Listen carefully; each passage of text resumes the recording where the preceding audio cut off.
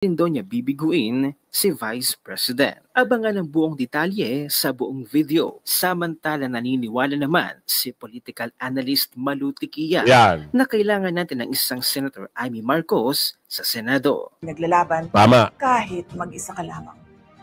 Marcoleta, may prinsipyo, may integridad, may paninindigan. Yes. Good morning mga kasama. At muli, nandito naman si Kuya Goods nagbabalik. At kung hindi ka pa nakasubscribe sa ating channel, pa-subscribe na lang po at hit mo na rin yung bell. Nako po, tila ba nilaglag na? Talagang merong pag-uusap mga kasama. Alam niyo ba, merong nag-leak na video, anak ng bugi. Ang pag-uusap doon, nosebleed. Bakit?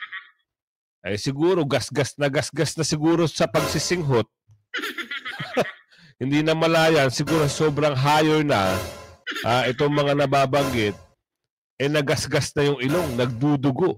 Naku, itong video na ito, ito ho'y maliwanag na mismo si Amy, si Madam Amy, si Ate Amy, si Super Ate na, ang nagbunyag dito. Naku po, at sino kaya yung mga individual na mababanggit kung meron man.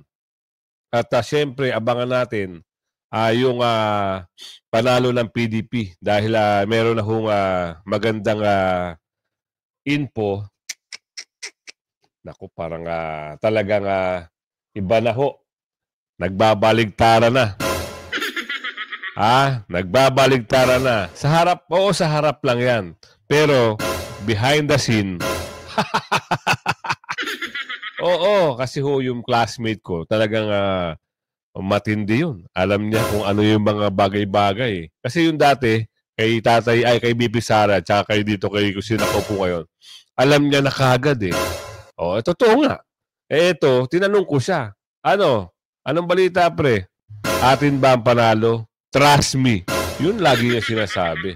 So ito, ipasok na natin to. Nilaglag na nga ba? At doon sa singot yung nosebleed na video na nag-leak, abangan natin sa dulo. Pero siyempre, bago natin simulan natin talakayan at reaksyon, isang like, isang share, samahan mo na subscribe, i-bell nyo, at i-like nyo yung video at i-share. Eto na, pasok! Sa naging bagong statement ni Senator Amy Marcos, ay tila nilaglag na niya ang kanyang kapatid na si BBM. Ibinahagi niya sa kanyang naging interview ang parte ng plano at sinabi daw ng dating Pangulong Duterte. Dito'y kahit nagawa ng Marcos administration na dalhin ng dating Pangulong Duterte sa The Hague, Netherlands, ay ang dating Pangulong Duterte taos-puso pa rin ang pagtulong kay Senator Amy Marcos. Simulat sa pool ay sila naman dalawa ni Vice President Sara ang tunay na magkaibigan. At aminado si Senator Amy Marcos na naipahamak niya si Vice President Sara. Diba? Hindi naman daw niya akalain na mangyayari ang mga ganito. Kilala niya si VP Sara, kilala ni VP Sara si Senator Amy Marcos. Kilala nila ang isa't isa. At hindi pa rin daw mababago ang kanyang pagtanaw ng utang na loob sa mga Duterte. Nagpapasalamat si Senator Amy Marcos dahil hindi siya binigo ni Vice President Sara at hindi rin daw niya bibiguin si Vice President. Abangan ang buong detalye sa buong video. Samantala naniniwala naman si political analyst Malu Tiquia na kailangan natin ng isang Senator Amy Marcos sa Senado. Kaya ito lagi ko sinasabi sa inyo mga kasama. Ito isang matinding desisyon na gagawin ng individual sa atin mga Pilipino. Isang matinding desisyon. Kasi, bakit? Kailangan ng bilang. At hindi naman kailangan ng bilang, magkaibigan mga kasama. So siguro, alam naman natin na merong mga tao na sumira. Hindi kasama yung kaibigan doon. Yun ang napapansin ko Kasi kung iisipin ni BP Sara na kalaban ito, hindi niya pag-aaksaya ng panahon tong pagkakausapin. Di ba? Pero andun yung pagkakaibigan nila Inamin naman ni ni Super Ate na naipahamak niya si BP Sara kasi sila yung tunay na magkaibigan. Nagigets nyo? Kaya meron mga mensahe. Kahit si Miss Malu di ba? Hindi naman siya pabor dati sa mga nababanggit na pangalan. Pero ito, meron siyang pahayag dito. Bakit gusto niya? Kasi nga may dahilan, may mga bagay-bagay na dapat ipanalo o dapat natin isama. Pero lagi ko nga sinasabi, ano na ba ngayon? 17. So malapit na naman ang katapusan. So magbibigay ako ng pahayag, no? Kasi nakikitaan ko na ng magandang na magandang mamaya sa video natin sa dulo, abangan nyo. Nakikitaan ko na talaga si BP Sara na na sila na talaga yung magkaibigan talaga eh. Kaibigan niya talaga. No? So magtitiwala tayo kay BP Sara kasi gusto natin ipanalo si BP Sara. Gusto natin ipanalo yung 10 PDP line. Di ba? Plus yung inendorso ni BP Sara kung sakasakali na magdesisyon kayo, di ba? Di wala na yung mga bakulaw, layas na yung mga yan. An Amy is needed in the Senate. She is a player most watched and observed because she is a Marcos. She tells the balance. She will tell you the king has no clothes in so many ways that you think she is being pleasant when in fact she has launched several knives. The brother will end his term in 2028, 3 years after the May 12 elections. If she makes it back to the Senate, she will end her second term in 2031. As earlier cited, she has 3 years to clean up the mess again. Can she? Will she? Marcos Sr. never worried about Amy. He knew. Magpapabudol pa ba tayo uli? It is our choice, but this time, wide-eyed and calibrated. It's our choice. Ngayon, nasa inyo naman yun mga kasama. Kasi kung masosolid talaga yung 10, masosolid yung 10, wala nang problema. Kaso nga lang, dahil sa pagkakaibigan nila, hindi niya pababayaan kasi kaibigan, kahit ikaw naman ito mga kasama. Kahit ikaw naman, totoo mong kaibigan, anong gagawin mo? Pababayaan mo ba? Diba? Kaya mahirap sa part ng decision making na merong mga bagay na against kayo, against tayo dahil ginawa ng bakulaw na kapatid at ginawa ng pinsan, nadamay ito kasi magkaapelido sila eh. Pero ngayon hindi natin siya makikitaan na magkaaway silang dalawa dahil magkasama sila, tinaas pa yung kamay. Ano ba ang gusto natin lahat, 'di ba? Si BP Sara ang mamuno, 'di ba? Ano ba gusto natin lahat? Yung Duterte, mga in-endorse nyo tatay, lahat makapasok. Di ba? So ngayon, 10 lang naman yun eh. At narinig mo naman sa statement niya na inutusan na si Robin Padilla, si Senador Robin Padilla, na ikampanya ang mga kakampi. Bakit nila ikakampanya si Super Ate? Ibig sabihin, kakampi nila. Diba? Ang kalaban lang di umano, yung mga alam nyo na. Ha? Kung sino, yung bakulaw. Diba? Yun ang naging dahil may ambisyon maging presidente, yung malaking lulong na bakulaw, gumagawa ng paraan, anak ng tipaklong. Akala nila matitibag nila ang Duterte. Sorry na lang. Yung kadugo nyo ay mabait pa rin talaga ang mga Duterte kahit sa panig, kahit sa mutig na anggulo, di ba? Kasi kung iba-iba yan, damay-damay yan. Oo, ayoko na. Kapatid ka nila, kadugo ka nila. Hindi makikita nyo magkasama yung dalawa. If she wins because of the Duterte base, she must follow through or else that redemption will sink with her. But think about it.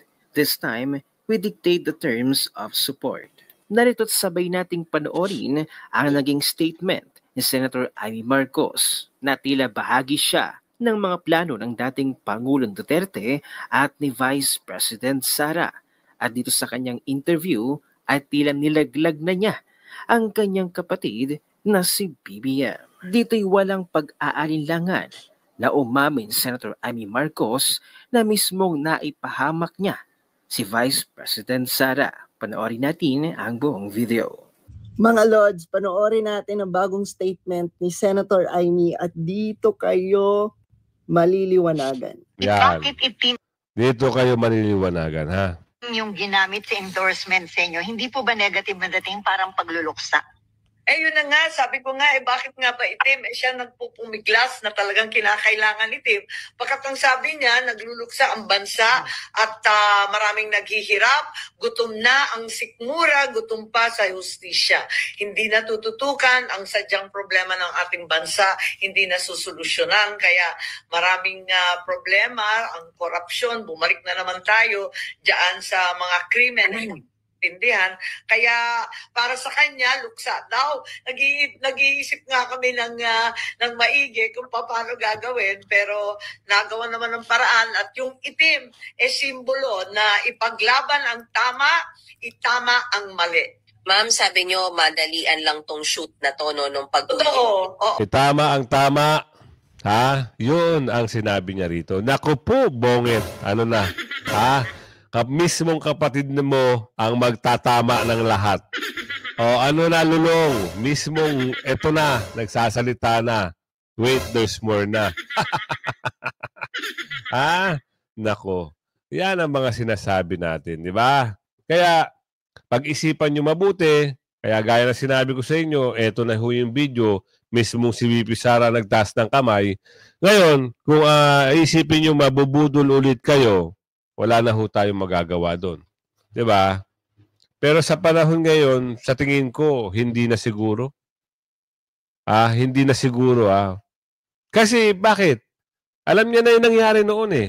Bakit niya tatanggapin nga ulit ngayon? Siguro, kaya siguro ito si Super Ate ay hindi, parang hirap explain, ano?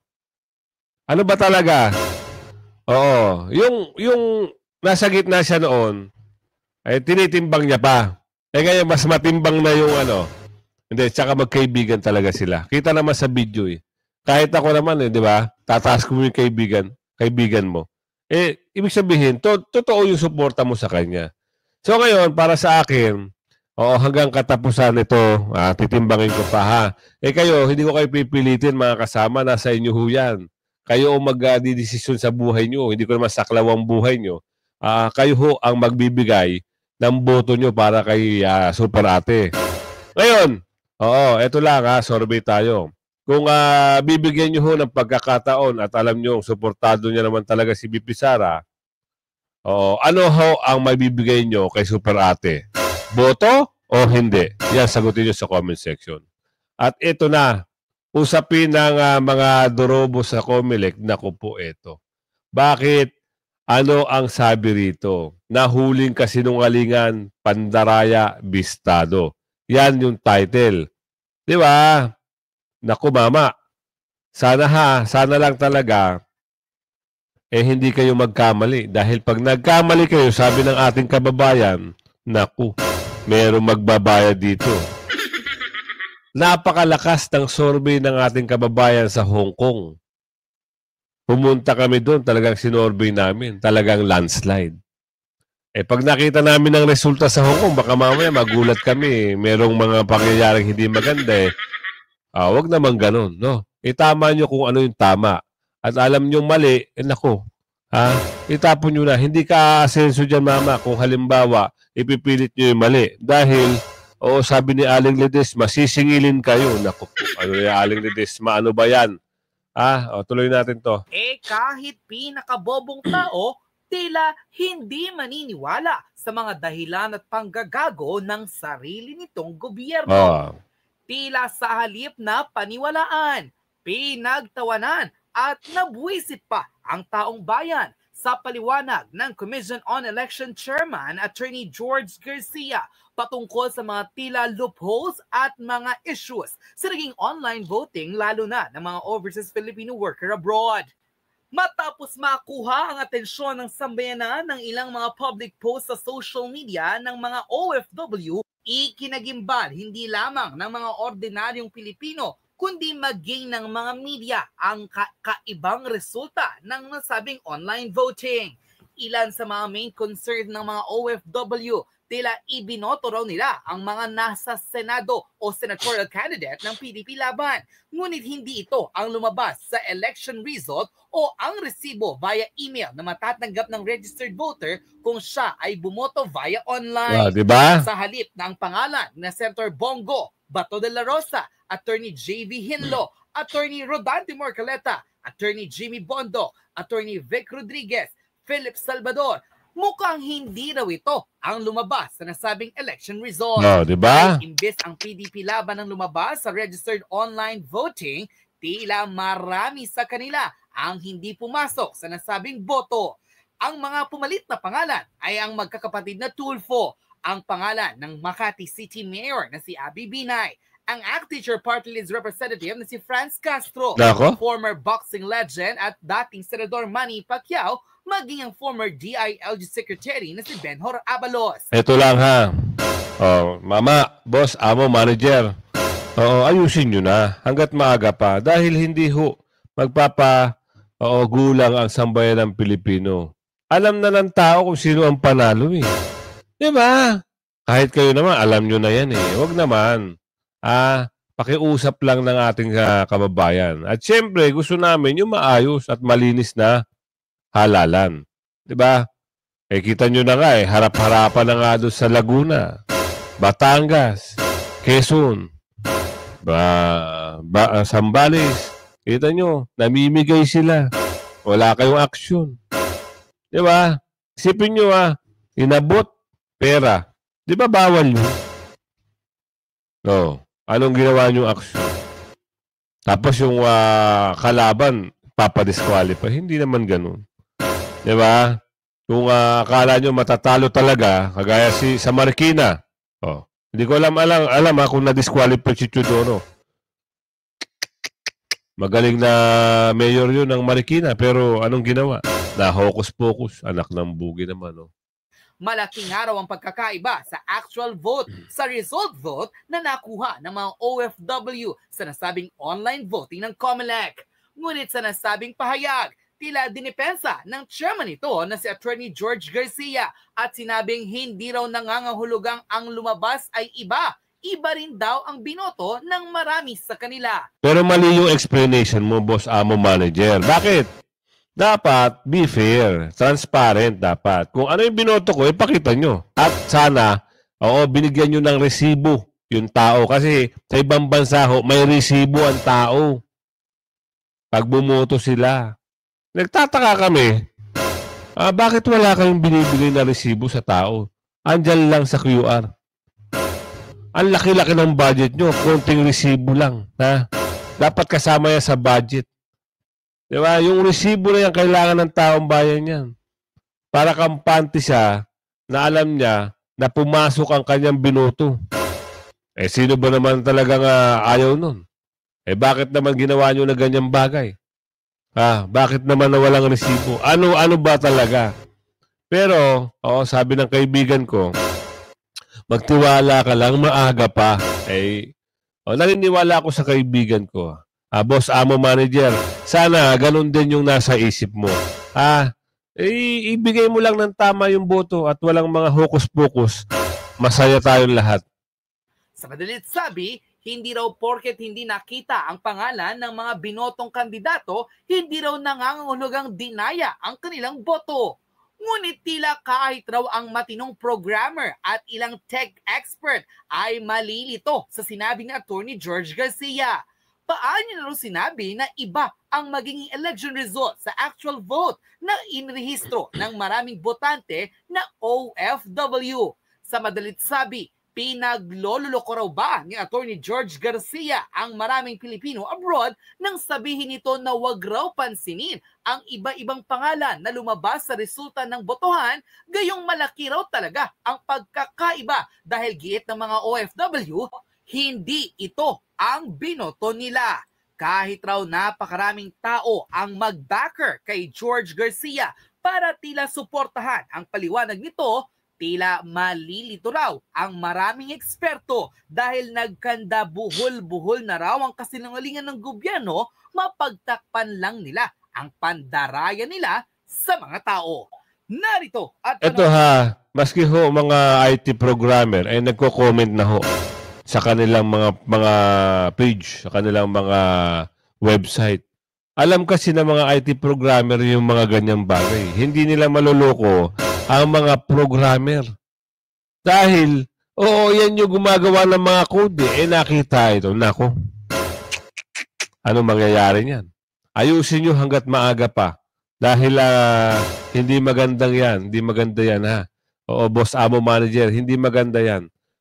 Oo, meron dito. Babalik ko muna to sa kabila. Ililipat ko muna to sa kabila. Gusto ko makita niyo to kaya, oo, si BP Sara ang magsasalita dito. Pero, ito ho ay endorso. Alam naman natin, napakalakas ni Senador Marcoleta. Pero ganun pa man, si mismong BP Sara na ho ang nagsalita ito. Ako si Sara Duterte. Iisa lang ang Rodante Marcoleta sa Senado. Hindi natitinag, hindi natitinag. Kasi alam nyo bakit? Nung mga panahon na inimbitahan si BP Sara sa Kamara, itong magaling na mamuno na ito, itong tao na to na may paninindigan, siya lang ang nag-iisa na tumindig doon sa hearing na yun. Yung isang matanda, akala natin kakampi, noong mga pangalawang hearing, hindi na ho nagsisipot at hindi na nagsasalita. O, kilala niyo yun. Yung dating may balot yung leg. O, ito lang, si Senador Marcoleta, ang bukod tangi na tumayo para kay BP Sara. Tatakot at laging nasa panig ng tama. Noong pinupuna at tinatakot ang tanggapan ng pangalawang Pangulo, siya ang tumindig at dumepensa, hindi alintana ang pambabatikos. Tanyo? Dahil para kay Marcoleta, ang tama ay pinaglalaban kahit mag-isa ka lamang. Marcoleta, may prinsipyo, may integridad, may paninindigan. Kaya ngayong darating na halalan, iboto natin ang number 38 sa balota. Rodante Marcoleta sa Senado. Kay Marcoleta, may pag-asa ka. Di ba? Kay Marcoleta, may pag-asa ka. Yan ang gusto nating mga malaman. 'Di ba? Ano pa? Balik natin dito. Binigay ko lang yung slide na 'yon. Para maganahan kayo. Eto, ano naman yung paliwanag mo dito? Tatanggapin kaya ito ng sambayan ng Pilipino? Dahil nakitaan na kayo, lalo na yung mga OFW. Sabi ko nga sa inyo, kung naging fair kayo, binigyan nyo ng resibo, tama yung lumalabas na datos doon sa QR code, pag napasok na o nakas na yung boto ng ating kababayan, kung tama lang sana yun at transparent, walang ganito Hindi kayo puputaktahin ng galit ng ating kababayan Kaso meron una pa lang meron na. Anong isipin ng ating kababayan sa inyo? Sige nga. Ano iisipin? Di gumagawa kayo ng hindi maganda. Yan ang sabi ni Aling Ledesma.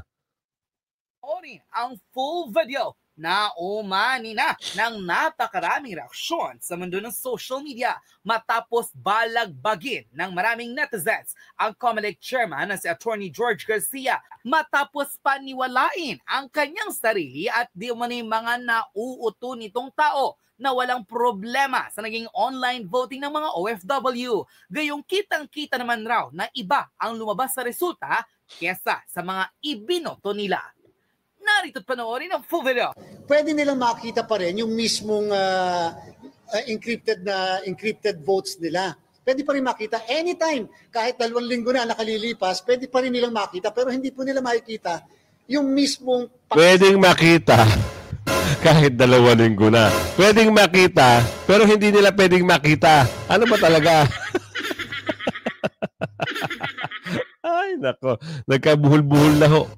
Ang hirap talaga magpaliwanag pag ganito talaga ang sitwasyon. Lalo ka magkakalintik-lintik dyan, boss, amo, manager. Pag yung mga taong bayan ay lumusob at sumugod sa birthday party. Oo. Ano na mangyayari sa'yo? Ayusin nyo na hanggat maaga. Kaya nga tama yung sinabi ni Atty. Respicio, sorry Tama yung sinasabi ng isang magaling na abogado na IT expert. At siyempre, wag niyo muna i-connect sa internet. Pakiusap lang Baka mamaya may Star Margarine na naman. Oo, mga windang-windang na naman yung boto ng PDP line. Diba? Ay, kilala mo naman yung boss mo. Hindi ko alam talaga kung talaga saan yung side mo. Kasi, sabi ng classmate ko, wait lang. Oo, trust me. Ibig sabihin, eto naniniwala kasi ako sa classmate ko Hindi tayo ibabagbag, ibebenta kung tawagin. Oo, baka ito nga si Boss Amo Manager, mayroong strategy din, no? Alamin natin yan. Pero pag nag-landslide na yung PDP line, sigurado na mga kasama. Tagumpay, tagumpay. Pangalan ng mga binoto nila kasi nga po na-encrypt na. Once na nakas yung boto, encrypted na. Pero kahit kopyahin nila yung mismong encrypted na salita o script na tinatawag, ikumpara nila sa bawat araw na lilipas, pare-parehas po yun. Kasi ibig sabihin, yung boto niya na andon, na preserve. Ang problema nga, kuya, ando na, bakit nga nagkakaroon ng mga ibang pangalan? Diba? Pwede nyo sanang ipaliwanag yung ganung bagay. Pero, yung magandang paliwanag, hindi yung pwede mo makita kahit 1 linggo, 2 linggo, tapos hindi mo pwedeng makita. Ano ba talaga? At yung listahan sana, halimbawa ako, bumoto ko. Binoto ko yung 10 PDP line. Tapos nagdagdag ako ng 2, kunwari lang ito Nagdagdag ako ng 2. Alam ko, binoto ko yung solid na 10. Tapos yung 2 na pag-iisipan ko pa. Hinahanap ko ngayon, nasa na ba yun? Nasa na? Wala lumabas. May lumabas na ibang pangalan. Sa tingin mo, kakampante ako, kuya, Boss Amo Manager. Kakampante ako sa resulta. At isa pa, walang resibo. Diba maling-mali? Kahit ikaw ang isang kandidato, pag ganyan ang makikita mo, maaasar ka. Kahit ikaw ay isang botante, pag alam mong niloloko ka, magagalit ka. Sige nga, kuya. Ipaliwanag yung mabuti. Po nagagalaw. So, yung po ay protection talaga natin upang hindi naman po magamit sa pagpapabenta nga ng boto. Pero naandyan nyo. Ito, tandaan mo, kuya. Ang lahat ng mga sumusuporta sa Duterte, hindi yan nagpapabayad. Gumagastos pa nga yan Isipin mo nga yung kuya, wag mo kami lokohin. Wag mo lokohin sa sambayanan. Gumagastos pa yan para sa suporta nila kay Tatay Digong. Isipin nyo, si Tatay Digong nasa dahig. Yung ibang kababayan natin from America, from Belgium, from Europe, around Europe, nearby, from Japan, from Philippines, bumiyahe na sarili nilang pera. Tapos ito konting papaliwanag nyo para hindi mabenta ang boto. Sino ho ang magbebenta ng boto? Sige nga, huwag nyo kaming kwentuhan ng hindi maganda. Sorry for the... kuya, pero maging maayos sana yung pagpapaliwanag nyo. Hindi ka aya-aya, hindi ka tanggap-tanggap. Itong mga binabanggit mo, kuya. At kung gusto nila mag-verify later, kapag po tayo natapos sa pagpaboto sa Mayo 12, piprint po yan ng mismo mga post at makikita po nila yung po mismo na mga balota na binoto po nila kung sila po yun. Yung nakita po niya, yung po yung ballot face. Pag pumipili ka kasi, bigla kang papakitaan muna ng ballot face. Ito yung 12 na pinili mo. Actually, merong isang taga-media.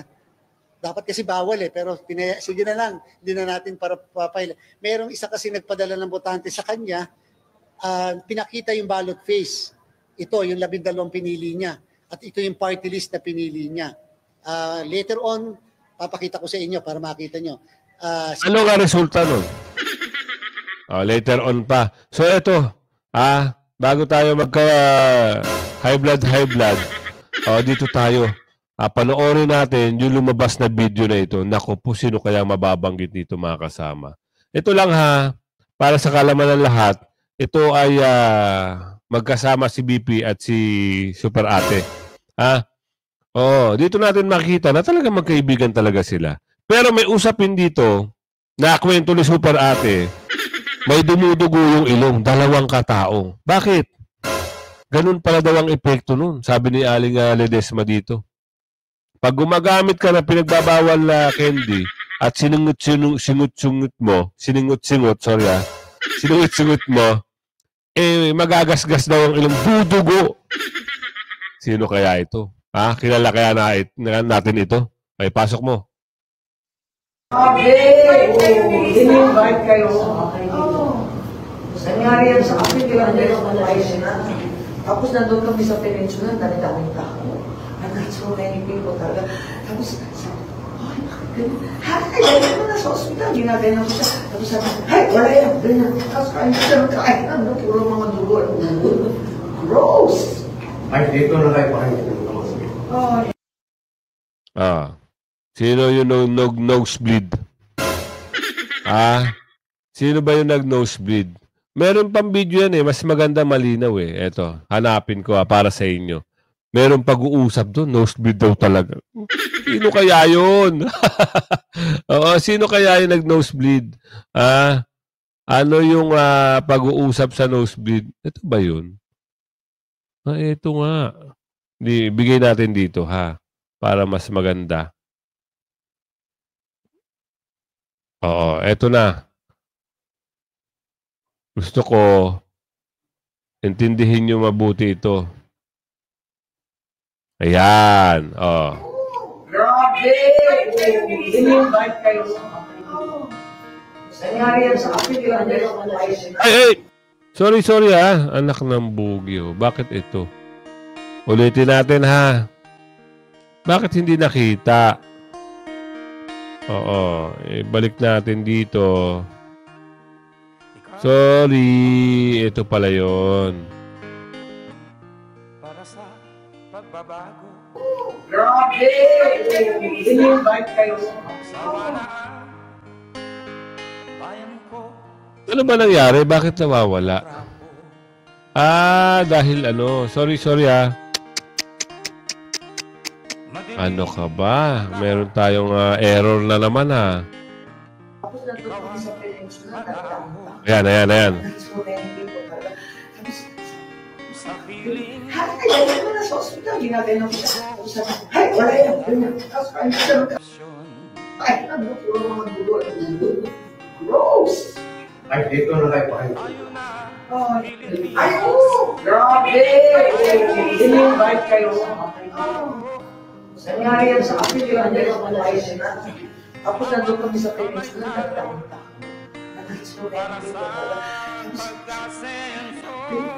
Ganyan mo na sa hospital, ginagayan ko siya. Tapos sabi, wala yan, ganyan. Tapos kain ko siya ng kain, puro mga dugo. Gross! Puro dugo ang nose. Bakit? In-invite sila Nino. Yung nabanggit na pangalan dito, Diyos mio Marimar. Hanggang sa muli i-like, i-share nyo ang video mga kasama Tagtarin nyo ng like at share. Hanggang sa muli, bye-bye.